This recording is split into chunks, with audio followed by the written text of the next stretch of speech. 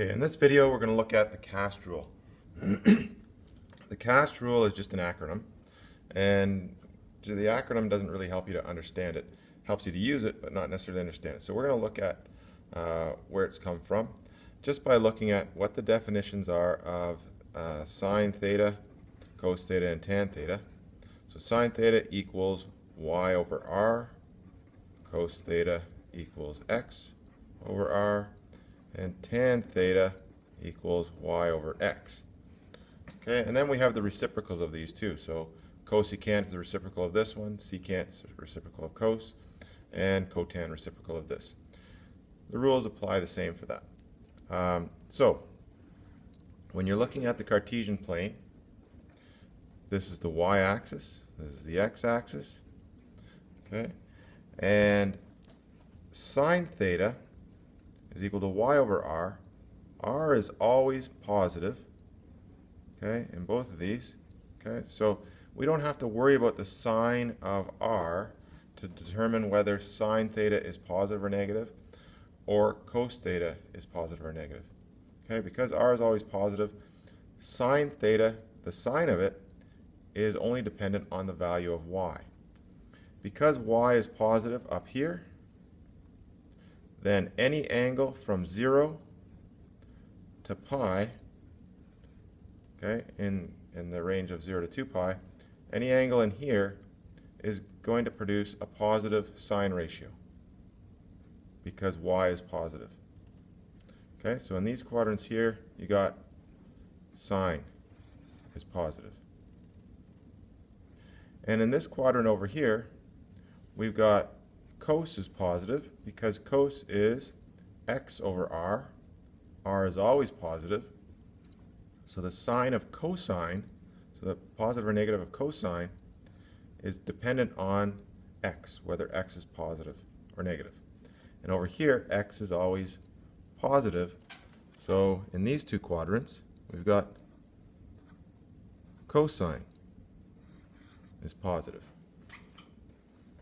Okay. Now for tan theta equals y over x.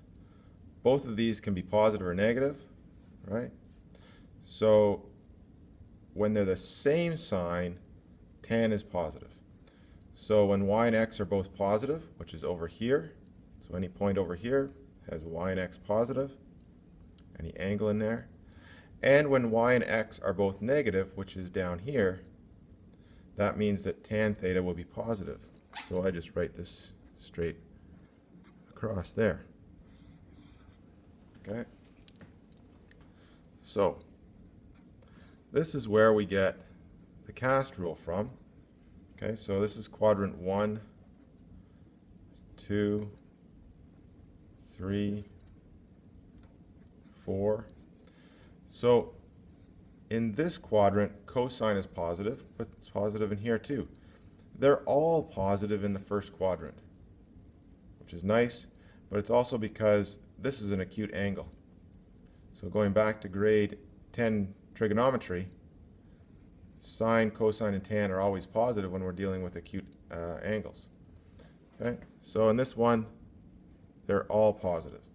In this one down here, only cos is positive. Okay? In this one over here, only sine is positive. And this one over here, only tan is positive. And that's where we get the CAST rule. So if you just remember CAST and you put them in the wrong order, or start from quadrant 1, it's not going to be that helpful. You really do need to understand why we've got this CAST rule.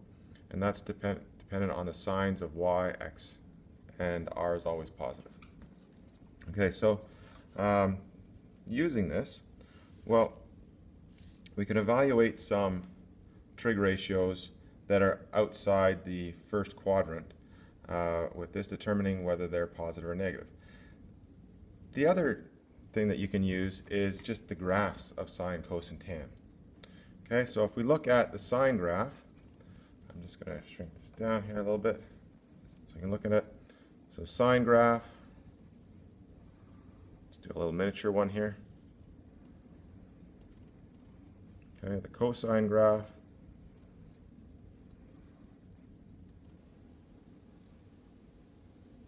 and the tan graph,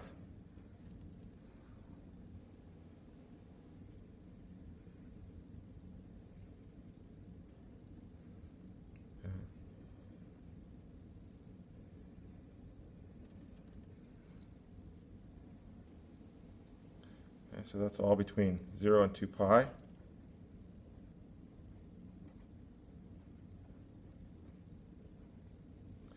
So with these, we can also determine the signs of sine and cosine and tan. Okay, so between 0 and pi, sine is positive. So between 0 and pi, sine is positive. Okay, for cosine, you've got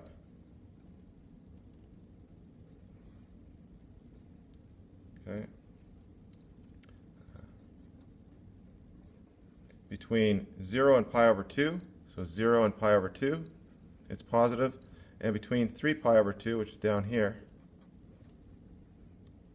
and 0, or 2 pi, okay, so in this quadrant, it's also positive. So it's kind of broken up the way you look at it here.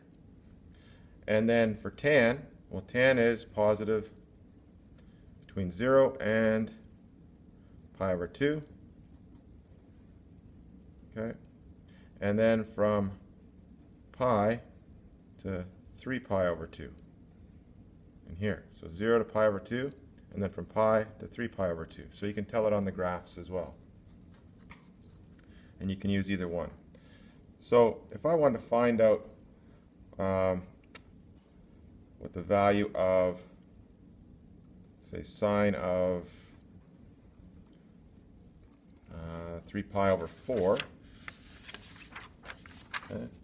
So 3 pi over 4, if I want to figure out what that equals, well, it's not in the all quadrant here. It's in this one over here. Okay, so it's less than pi. So if this is the sine graph, cos, and this is the tan. Okay, so sine of 3 pi over 4, it's in here, so it's going to be positive. Okay, and it's going to be, the related acute angle is going to be pi over 4. So we could just figure out what the sine of pi over 4 is, and it'll give us the value of sine of 3 pi over 4. It's going to use our special triangles because it's a multiple of pi over 4. Okay, so if we do that, we can draw the triangle over here. So there's 3 pi over 4. Okay, and the related acute angle, so there's 3 pi over 4 there. The related acute angle is going to be pi over 4. So that produces a triangle that it looks just like this one, okay, where it's pi over 4. And when it's pi over 4, we've got 1, 1, root 2 as our side lengths. Over here, it would be negative 1, 1, root 2. But sine is y over r, so it's going to be 1 over root 2. Okay. Because of this, we also have an equivalent expression that we can state. So sine of 3 pi over 4 is going to equal sine of pi over 4, the related acute angle. Okay, because they're both going to be positive and they have the same related acute angle. So the related acute angle is the angle between the terminal arm and the closest x-axis. Now, if we want to come up with other expressions that are equivalent to sine 3 pi over 4, we could just look at other terminal arms where the related acute angle is pi over 4. Okay, so there's 5 pi over 4 and 7 pi over 4. Okay, so that was pi over 4. All right, so in these two quadrants, sine is going to be negative because y is negative. So there's negative 1 root 2, negative 1 root 2. Okay. So sine of 5 pi over 4 is going to give you a negative value, and the negative of a negative becomes a positive. So you could say that this equals negative sine 5 pi over 4, because this is going to, sine of 5 pi over 4 is going to give you negative 1 over root 2, and the negative of that is going to be positive 1 over root 2, which is this. And you can say the same thing about 7 pi over 4. Okay. All right, so this is kind of using the cast rule, and you can look at this as well from the sine graph. So if there's pi over 4 right there,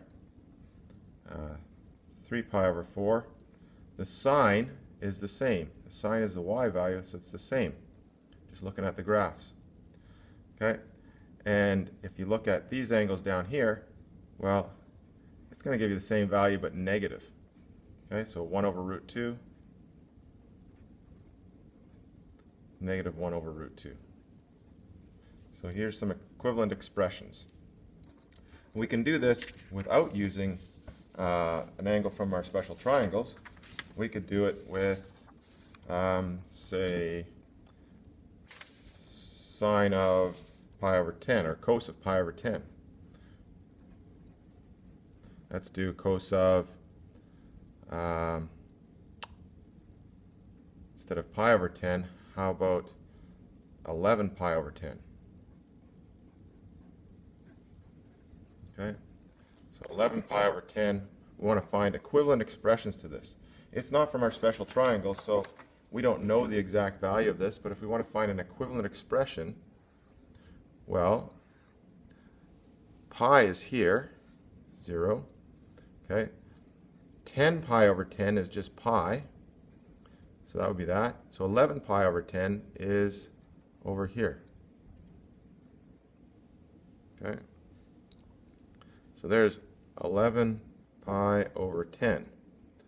So if we want to write some equivalent expressions to it, the easiest one is with the related acute angle. So the related acute angle to this, well, it's 1 pi over 10 more than pi, so that is going to be pi over 10. Okay? The whole thing is 11 pi over 10. So pi over 10 will be up here. Okay? Cos is x over r, so those same triangles here, congruent triangles, so cos is x over r, so cos of pi over 10 is going to be positive because it's in this first quadrant. Cos over here is going to be negative, but it's going to be the same value, just the negative of it, because this value here, x, and now negative x, those values are the same, right? So cos equals x over r. So cos 11 pi by 10 equals the negative of cos of pi over 10, because they're in quadrants that have opposite signs. Okay? We could write this in terms of some other angles. So we could have, as long as they have the same related acute angle, so if this is pi over 10, well, if that's pi over 10 in there, then this is 2 pi. Well, 2 pi is 20 pi over 10, so this would be 19 pi over 10. Okay, so 19 pi over 10 has the same related acute angle as 11 pi over 10. But the cos on this side is positive, so I'm going to write that as negative cos of 19 pi over 10. Okay? So these two would have the same, cos of pi over 10 and cos of 19 pi over 10 would have the same sign because they're on the right. They're the C quadrant and the all quadrant is both positive. But this is negative, so we have to put a negative in front of it. Okay, and one more. You can come up here, do another one. If that was pi over 10 there, then this wouldn't be, so 10 pi over 10 is pi, so this would be 9 pi over 10, and it's going to have the same sign as this one because x is negative for both, so cos of 9 pi over 10 is going to have the same sign as this. They're both going to be negative. and these are some equivalent expressions to cos 11 pi over 10.